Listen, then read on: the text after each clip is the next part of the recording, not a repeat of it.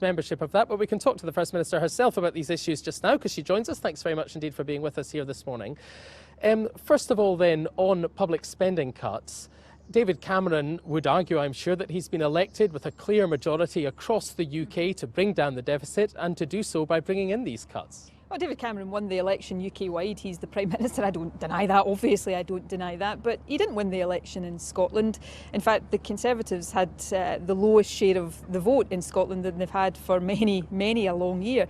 The SNP won the election in Scotland fairly decisively on the basis of a pledge and a manifesto to argue the anti-austerity case. So that is what we will do.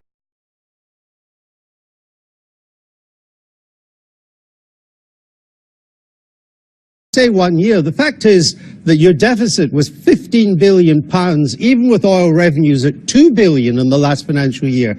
This year, oil revenues are reckoned to be close to zero. So your budget deficit would get even worse. Now, I put it to you again, to cut your deficit to anything like acceptable levels, you would either have to increase tax by 16% or cut spending by 14%, or a combination of the two.